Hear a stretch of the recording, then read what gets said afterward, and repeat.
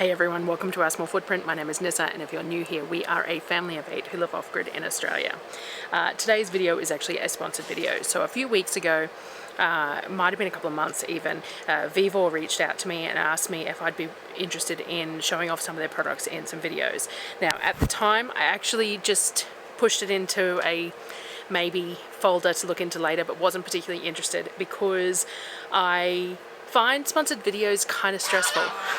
I find the idea that I have to make sure that I cover everything, that the video is nice and polished for them, and that I get it done in a timeline and all that sort of thing. I find it really kind of stressful. But my vacuum sealer died, so I have had an Aldi vacuum sealer for years now, and the seal, it's just not working. So I'll vacuum seal bags, I'll stick them in the freezer, and then when I go and get them out of the freezer, the seal has gone and stuff is freezer burned, and that's really not great.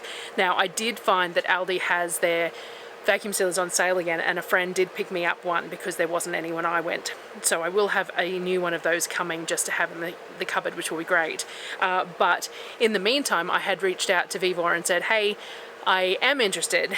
These are the kind of items that I would use all the time. My vacuum sealer has just broken, so if you have a vacuum sealer that you could send me and I could do a video on, that would be superb, because then I'll use it continuously in all my videos for a long time to come. And that's the kind of products that I'm looking for, is things that, yes, I'm doing a sponsored video specifically for it and showing you off all the, you know, it on its own video, but this vacuum sealer is going to be something that I use long term. So for something that I want to do a video for, it has to be something that's going to be used. I don't want to bring it home, show it to you, and then sit in a cupboard. It has to be something that's going to sit on my bench and I'm going to use it, you know, indefinitely. So we got a chamber vacuum sealer, which is very exciting because there's lots of things that a chamber vacuum sealer can do that a standard sucking vacuum sealer can't. So when they offered me that, I said that would be great. I would be happy to do a video for it, and this is going to be showing it off. Now you will see it in various different times throughout every video because I vacuum seal a lot of stuff. But what I've done over the past few days is I've vacuum sealed up a bunch of different things, and I've taken footage of it, which I will show you and do some voiceovering for.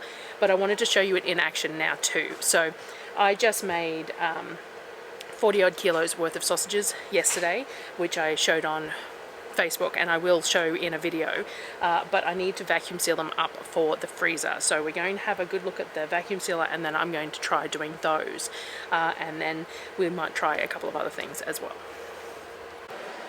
Alrighty, so this is the vacuum sealer. Now it is very large. It is larger than I expected it to be. It will not be something that I can have sitting on this bench at all times, obviously. I'm going to need to find a set spot for it because it's quite heavy too, so I don't want to have to lift it. Now, Mum does have a stainless steel trolley for me that I will get next time I take the trailer down, and I'm thinking that this and the dehydrator might be it. So the trolley has wheels so that they can sit on that. I can sew up a little cover for them like I do for my sewing machines, and they could sit on that wheeled trolley, and I could wheel them to near a power point when I need to use them and away when I don't. So that's the plan at the moment. But for now, I'm moving it on and off my bench as needed, but it doesn't fit in shelves or anything either because it's so large. So it is definitely a lot bigger than I expected. That's sort of one thing, but it's got a huge cavity, so the whole point is that it's this large, but you can seal an awful lot in there. So this is what it looks like. When we first got it, I didn't film taking it out of the box, but when we first got it, you do have to add some oil. So it comes with a bottle of oil and an instruction booklet, and the instruction booklet walks you through opening up the back. Let's see. Opening up the back and filling the oil for the compressor. I did film Darryl doing it, but I haven't looked at the footage yet, so we'll see how well that came up. But if it's good, I'll show you. So we had to open the back up, fill the oil in the back before using it.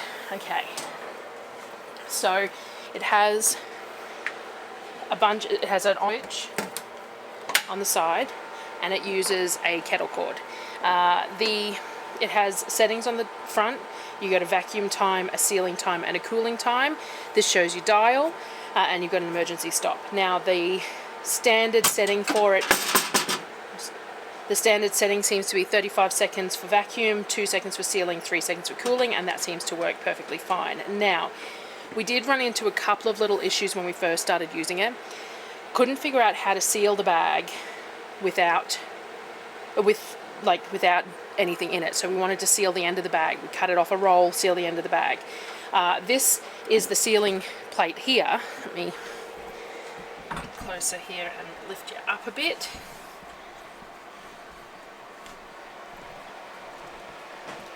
So this is the sealing plate here that heats up, and you place the bag under it. So I'll grab a bag. Now I'm just using bags that I had left over from my normal vacuum sealer, which have one textured side and one non-textured. Vacuum sealer apparently can use smooth both sides, and they're a lot cheaper to buy. So I haven't bought any yet because I have these left, but I might, because then I'll hold these for the Aldi one just in case I want to use them. So you place the bag over the seal point and put the little flap on and then seal it. However, if you just do this with zero vacuum time, nothing happens, nothing moves, and there's no contact between the rubber and the base there. So it doesn't actually seal. We played around a lot and couldn't figure out any way to make it do it that way. So what we found is that if you do a 5-second vacuum, it's enough that it does the whole process where this piece bumps up and presses against the top. Now I'm not sure if that's correct, but it is the only way that we have been able to figure it out. So let's cut a piece of roll, because this one already has a seal on it. So I've got some Kirkland rolls here. Alright, so I've got one here that's open both ends. I'm going to stick it in here to seal just the top. So we're going to place it in there and place the flap down, and then we're going to change the settings. So we're going to drop the vacuum time down to 5 seconds and leave everything else the same. And then all we do is we pull the lid down and create a seal.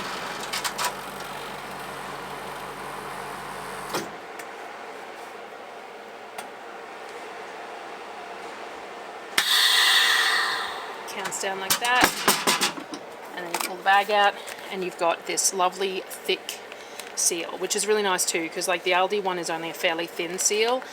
This is like double the thickness, good sturdy seal on that. So that's how we discovered having to do it. I don't know if there's any other way. If anyone's used one, let me know. But we couldn't find anything in the manual, and if we set the vacuum time to 0, then it didn't create a seal.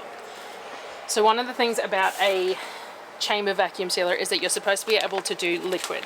So things like our bolognese would be really nice to be able to do on a vacuum sealer. At the moment we use containers, but because it's so liquidy, the sucking mechanism of a standard vacuum sealer just sucks the liquid out and you can't get a seal.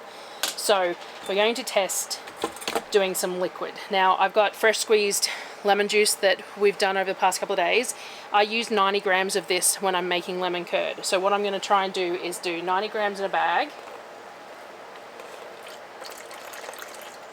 which isn't very much, which is why I wouldn't do it this way, because it's taking up too much plastic and too much wastage for this, but it's a good testing.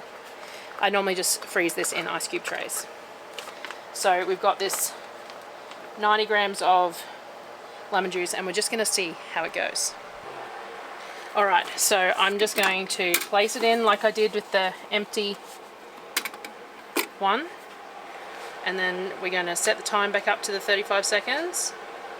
I wouldn't think it would need 35 seconds for something as small, but we're going to stick with a standard because it works for other things, so we're going to give it a go, and then we're just going to cross our fingers and hope it doesn't explode.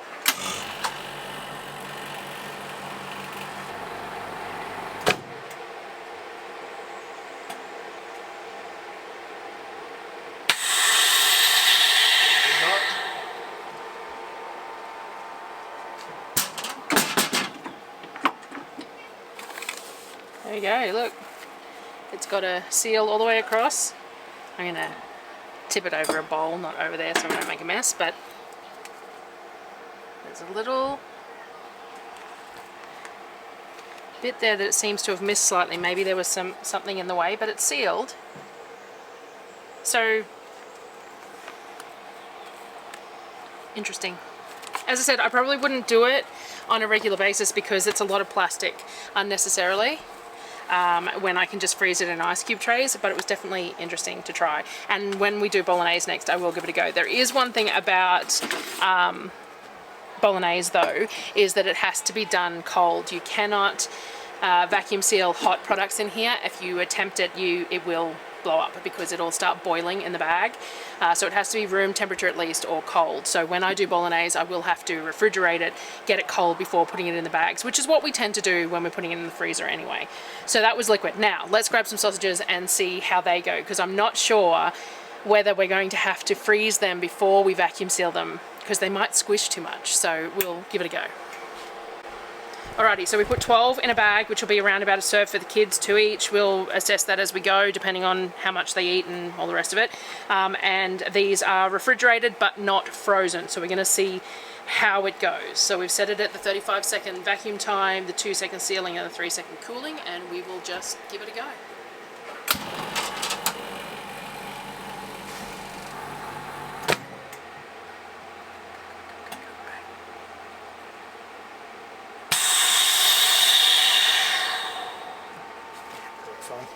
Alrighty, so that should be good. They'll freeze, and when we take them out and defrost them, they should come apart nicely. So that hasn't squished them excessively, which I was just concerned about it getting a bit too smushed because they're a soft sausage, but I think I'm pretty happy with that, rather than having to freeze them first, because I'd have to find the space to freeze them flat before I could pack them in the bags. I suppose I could pack them in the bags and freeze them and then, but this will be easier to just do it like this. So we're going to do these up to go in the freezer.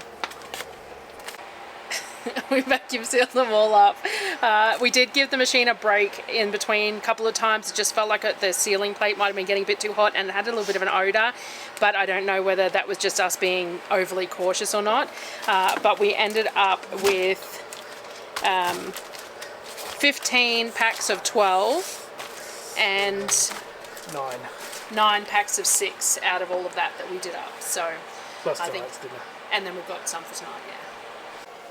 So I'll put some footage in here of a whole bunch of different things that we tried when we first got it as well, and I'll have a look at it and I'll do some voiceovers or whatever for it as well. So I'm going to share that as well with all the different bits and pieces that we did. The only thing we haven't really done is dry goods, because it's just not really something we would use it for, but I will try and do that first thing tomorrow, do something with dry goods and just tack it on the end of the video to show that how it works, because from what I saw on the videos where a lot of people were doing it on YouTube, because I checked it out before I said yes to it, they did a lot of dry goods like beans and things like that. But I prefer to can most of that stuff. I don't tend to have it sitting dry too much, but it would be handy to do some of my coconut milk powder. It came in a 15-kilo bag, and it's in a tub at the moment. It'd probably be handy to do like 2-kilo lots of it, and then 2 kilos can go in the jar and the rest can be sealed up. So I might give that a go tomorrow. It's 6 o'clock and I'm starting dinner now, but so yeah, I will show this footage of all the different things that we did. I'll do some voiceovers for it, and then I'll come back and I'll do that dry goods, and I'll give you my overall sort of opinion of how it worked and what it did, and you know, that sort of thing. So take a look and I'll come back. So I wanted to give it a good go of a few different things that we regularly vacuum seal. So one of the first things I did was raw chicken that has a wet marinade on it. So it's got garlic, ginger, soy sauce.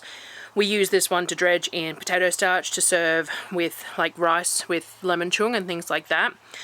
So I like to keep it raw in the freezer. I don't freeze much raw chicken, but I do like to freeze that raw in chicken in the freezer, because it's much nicer frying it up like that fresh when you're having that dish. So we did a wet marinade to try first. It was in 1-kilo bags. Sonnet and Apollo were very excited to help with the holding the lid down and watching it do its little sort of suck in thing. They were talking about how it was taking a deep breath. So they really enjoyed that. So I did them in 1-kilo bags and they worked perfectly.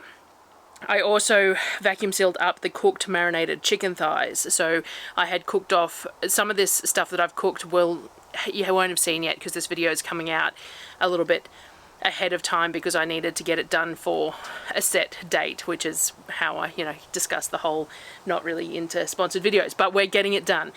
So the other thing we did was the cooked marinated chicken thighs. So they were my standard marinated chicken thighs that you always see, marinated in cowboy candy, smoked paprika, garlic, salt, pepper, mustard, that sort of thing, and then they're fried off in the cast iron pan, and then they were left to chill overnight in the fridge, and then the next day we vacuum seal it up into portions. This stuff goes into the freezer, and we use this for wraps, for chicken salads, for pasta dishes, anything like that.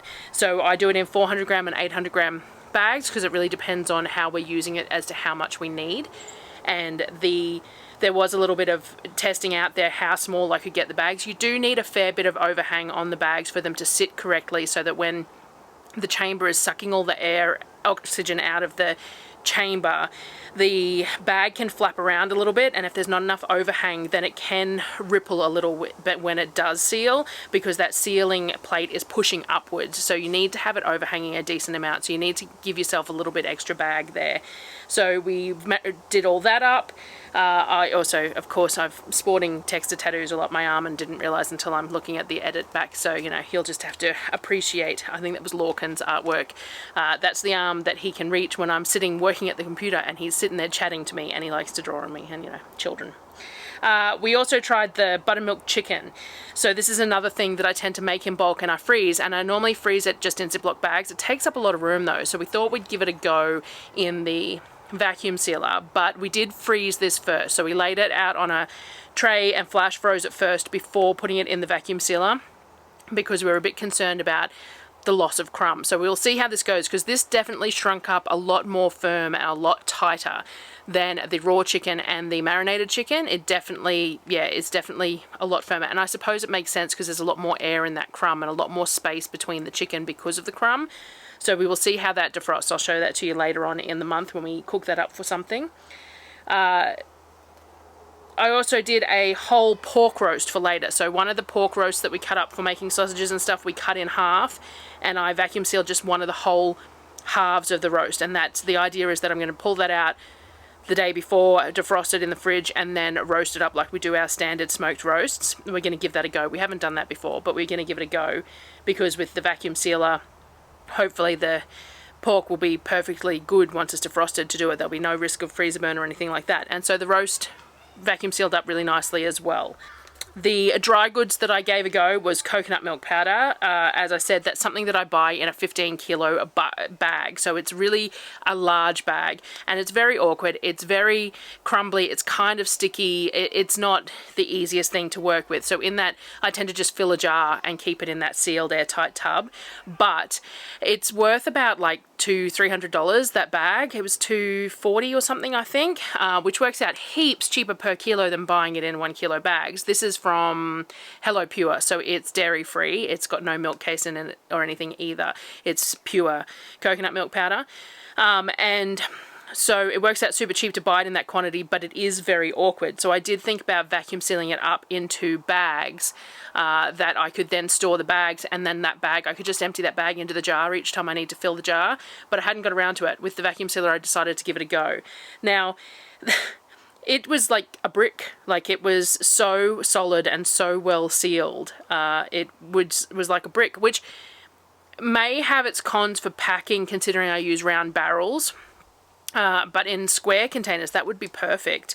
So I didn't end up weighing how much I put in there. I sort of judged it by the size of the bag, and then when I put it into the vacuum sealer, I did have to flatten it out, because you want it sort of within the chamber. You have to keep it within the chamber. So I didn't want it too high. So the bag ended up about the right size with that weight in it. I'll probably weigh it before I do another one, just to make sure that I get a similar sort of a size, because that seemed to work quite well, that quantity. Probably could have gone a little bit more, but that worked quite well. The seal was in a good spot and things like that, but it definitely took everything out. So dry goods work fantastically in that. It did come down, like, so the dial comes down to like the green when it says it's pressurized in the chamber, and I set it for 35 seconds, and sometimes with the meat and stuff, it definitely takes that full 35 seconds. The dry goods, it was sort of probably 25 seconds, it was already way down in that point. So obviously less air in there because there's less, it's smaller grains, it's less cavity and stuff, so it didn't take as long. But I don't think that there's any detriment to letting it run for the 35 anyway, so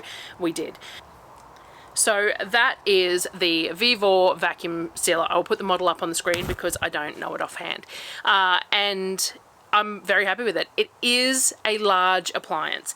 The power draw is quite low. I think it was rated 380 for the heat sealer and 120 for the vacuum pump. So it was quite a low wattage, which is why I accepted it as well. And it's definitely not taxing our system in the slightest. It may be a little more long-winded than a standard like the Aldi one, but the difference there is that the Aldi one tends to overheat. So I tend to have to be able to only do 2 and then wait, and maybe that would even out in the timing anyway. So it feels a little more long-winded, but I don't think it is. I think it's just because you're watching that timer count down and it feels like it's longer, but the vacuum sealer takes quite a while as well. So I don't know, I'd have to time them to compare, but it definitely does a better seal. It's a lot thicker seal, like the actual heat seal is a lot thicker, and those dry goods were amazing. Like that's a solid brick. There's no air in those at all. So I will keep you updated throughout the month as I pull stuff out of the freezer and how it defrosted and how it went once it's coming out of the freezer.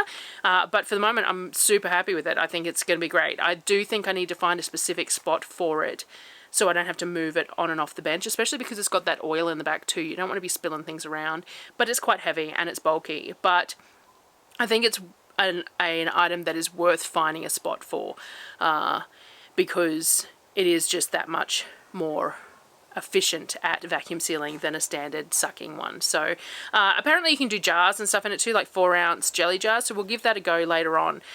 For the moment I don't know if I've got any empty that would fit, because they have to be the shorter, like 4-ounce ones, not a larger jar. So I'll have a look and we will do that in another video and just trial it for spices and stuff, maybe in the 4-ounce jars, though you know how I use spices and 4-ounce jars don't last me very long. But anyway, so that was the Vevor Vacuum Sealer. Thank you for joining me for this video, and if you're interested in checking it out, there will be links in the description to have a look. And thank you very much, Vevor, for the machine. It is going to be well used and well loved in our household.